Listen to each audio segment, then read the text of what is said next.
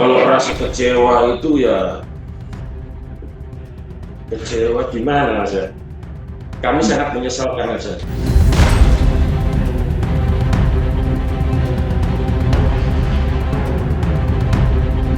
Kalau hadir ya enggak Mas. Soalnya memang udah ada Pak. Bukan sidang mimpi gitu Mas.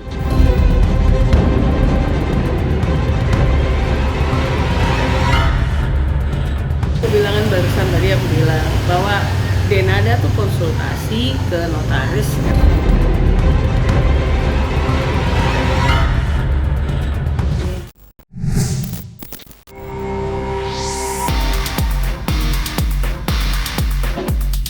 Betapa mengejutkannya langkah yang ditempuh Ressa Rosano hingga membuat publik dibuat heran. Bagaimana tidak, saat Denada Tambunan sudah membuat pengakuan terbuka jika Ressa adalah anak kandungnya dan membuka komunikasi agar segera dapat berjumpa, namun tak disangka Ressa seolah-olah menutup pintu pertemuan dan menolak memberikan jawaban. Apa yang sebenarnya terjadi dengan Ressa? Usahanya yang tak kenal lelah hingga membuat banyak kalangan simpati, hingga tidak sedikit yang memihak, namun saat kesempatan itu datang, Ressa malah meninggalkannya. Berpaling dari tujuannya yang sudah membuat publik turut menekan Denada dibuat tidak percaya. Menanggapi sikap Ressa yang mendadak berubah 180 derajat, apa kata pihak Denada?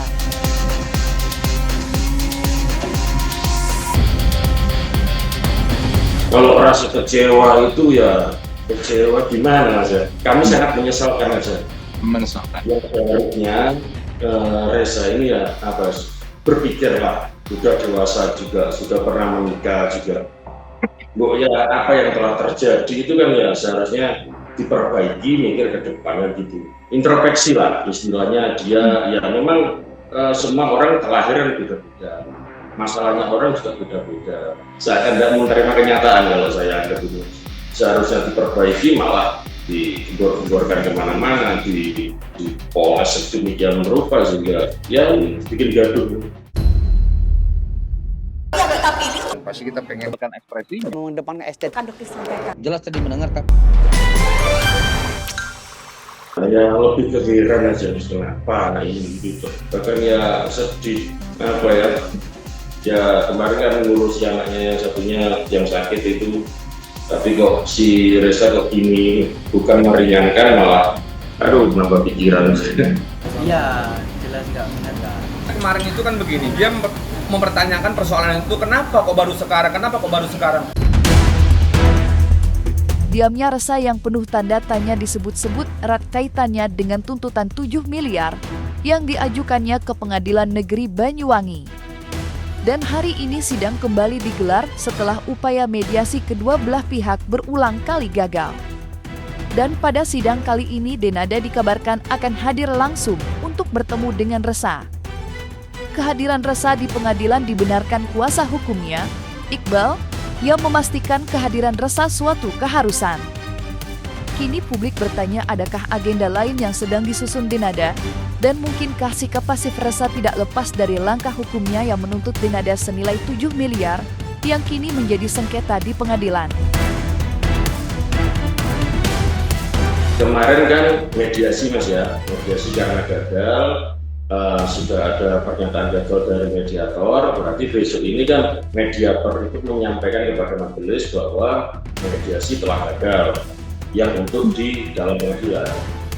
Nah nanti majelis menerima itu kan kita diberitahu ya sudah ada laporan dari pihak mediator, terus ditanya nanti pihak menggugat gimana gugatannya tetap pada gugatannya mau dibacakan atau dianggap dibaca, ada perubahan atau enggak. Nah setelah itu dilempar kepada pihak kami tergugat untuk menjawab. Nah itu nanti kapan ini menjawab, kalau hadir ya enggak Mas. Soalnya memang udah ada bukan sidang mimpi gitu. Dan soal angka itu kenapa formulasinya menjadi 7M itu saya pikir kalau saya sih melakukan perhitungan itu rasional saja nanti kan. Kalau soal dari Ressa sendiri dia tidak bisa merumusan angka itu tugas saya, itu dari saya. badai belum berlalu dari kehidupan seorang Denada. Belum reda konfliknya dengan Resa, kini muncul isu baru yang tak kalah kerasnya. Ya, Denada kembali dituding mempunyai 3 orang anak, tentu saja selain Resa dan Aisyah. Tudingan itu muncul dari seorang jurnal senior, Muarakarta, yang mengaku mempunyai hubungan dekat dengan keluarga Denada, terutama kedua orang tuanya. Sontak saja isu tersebut membuat publik heboh. Berbagai komentar miring mengenai Denada dan masa lalunya berhamburan di media sosial. Butuh waktu bagi Denada untuk meredam tudingan keras yang membuatnya kembali tenggelam dari keriuhan media sosial dan panggung hiburan. Menanggapi isu liar yang sudah menghantam kehidupannya, Denada dikabarkan akan menempuh jalur hukum jika Muarakarta enggan meminta maaf dan menarik tuduhannya yang sudah membuat kegaduhan di ruang publik. Ya itu baru dikirimin saya Pak sore tadi sama pihak manajernya Mbak Denada terkait berita itu. Yang bapak-bapak itu Mas ya, lupa saya namanya Pak siapa itu ya. Ya kita maklumi lah ya, kita ndak arogan kalau kita ini. Bukan yang salah langsung kita serang kayak semacam orang yang bisa pencak silat sedikit langsung jurus gitu ya, enggak. Ya ibaratnya ada kesalahan yang kita maafkan. Yang jelas itu semua kita sudah inventarisir video-video terkait. Ibarat nanti ada permintaan maaf ya kita manusiawi Mas, ya mesti memaafkan. Ibarat itu nanti tetap ngotot ya kita lakukan upaya hukum gitu aja, baik pidana maupun perdata lah. Jadi ya gini, kita sudah memperbaiki sedikit-sedikit apa yang sudah tercipta sebagai dampak dari tindakan-tindakan yang kurang bertanggung jawab ini. Nah, kemarin mungkin tidak salah kalau statement dari pihak penggugat yang kalau sudah masuk pokok perkara mediasi kita tutup kan gitu. Mungkin dampak dari itu Resa tidak membalas. Cuma kalau kita kan sesuai aturan Mas ya, kalau namanya mediasi, namanya titik damai itu kan bisa terjadi kapanpun, tidak terhalang oleh sesuatu apapun. Bahkan mau putusan mediasi damai bisa Islam, bisa dilakukan akta banding. Jadi kita tetap upaya tersebut. Kembali lagi ini dipidana. Terlepas dari isu baru yang menghantam kehidupannya, Denada ditengarai sudah berdamai dengan keadaannya. Keputusannya meminta maaf dan mengaku Resa sebagai anak kandungnya dianggap langkah tepat dan menjadi titik balik bagi Denada untuk mengubah sikap dan langkah yang harus ditempuhnya. Belajar dari kesalahannya itu, Denada tampak mencoba menebusnya dengan merentangkan kedua tangan untuk Resa, membuka pintu seluas-luasannya, juga menjalin komunikasi yang sempat terputus begitu lama. Salah satu usaha Denada selain membicarakannya dengan putrinya, Aisyah, di Singapura, juga berkonsultasi dengan pihak notaris terkait pencatatan administrasi setelah mengakui Resa adalah anak kandungnya.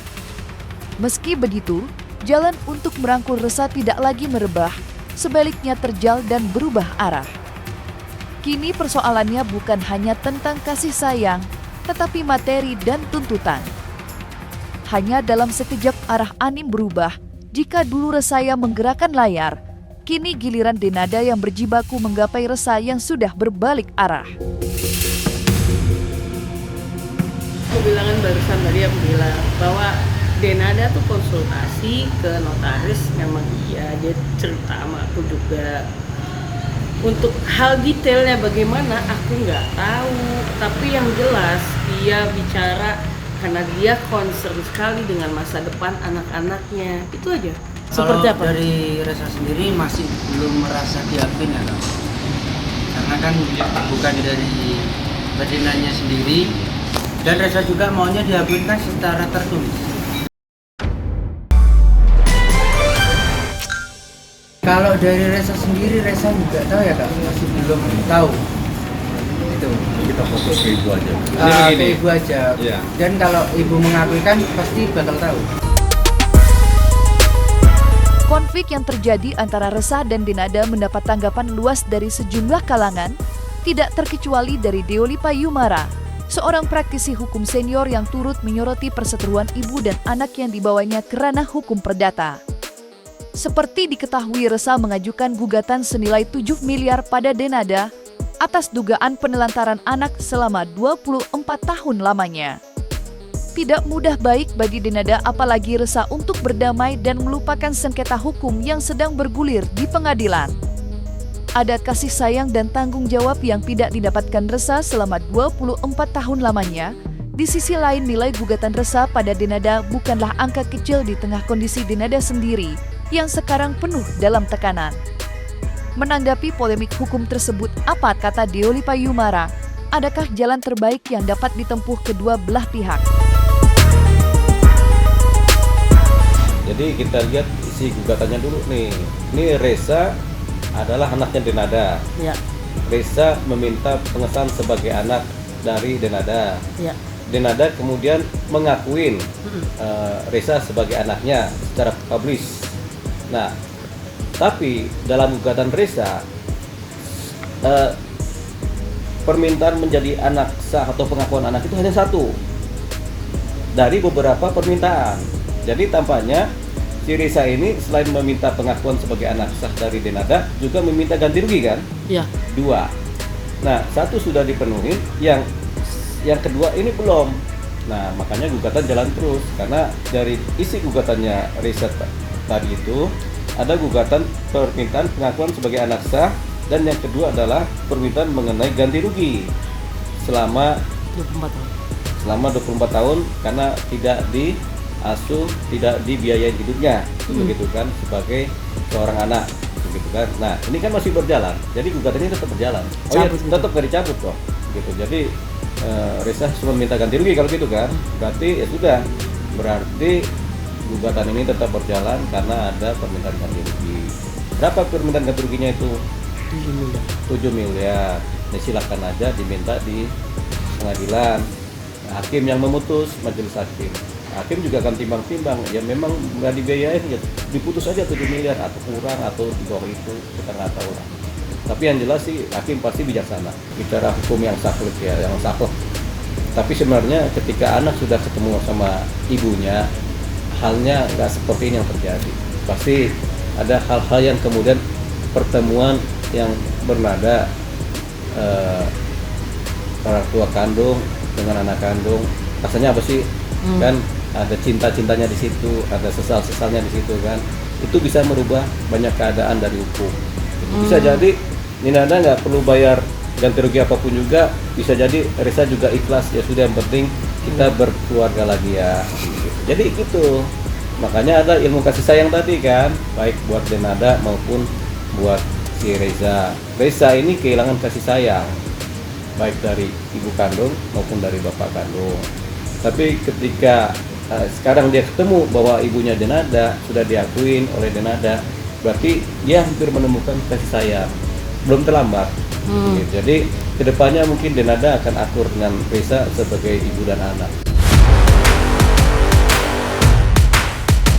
Selain gugatan senilai 7 miliar yang diajukan Resa, juga ada tuntutan lain yang harus dipenuhi Denada, yakni pengakuan tertulis jika Resa adalah anak kandungnya.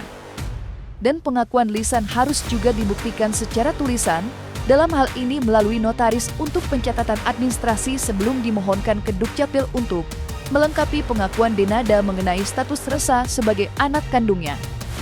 Terkait tuntuan Resa yang meminta pengakuan secara tertulis, sudah tepatkah langkah Denada menyambangi salah satu kantor notaris untuk memenuhi tuntutan Resa? Dan bagaimana pandangan hukum mengatur permasalahan tersebut?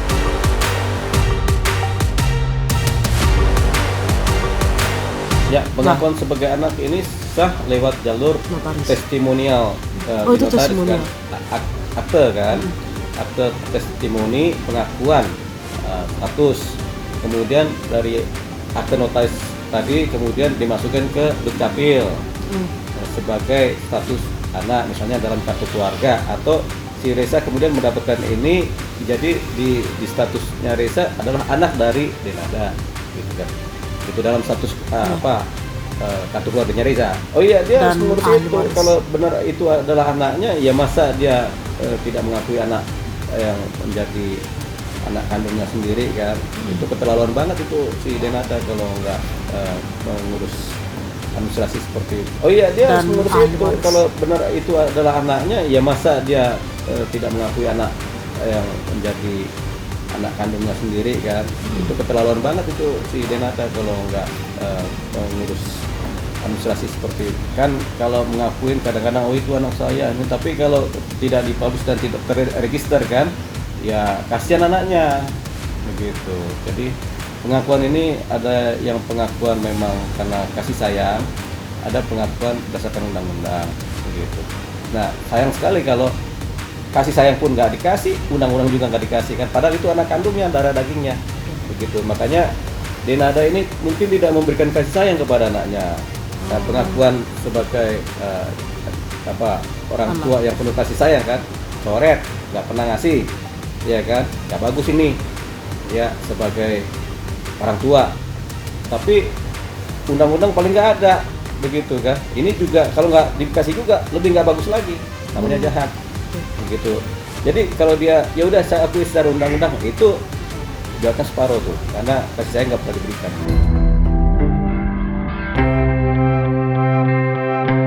Dan jangan lupa untuk like, subscribe dan juga share channel YouTube Cumi Cumi.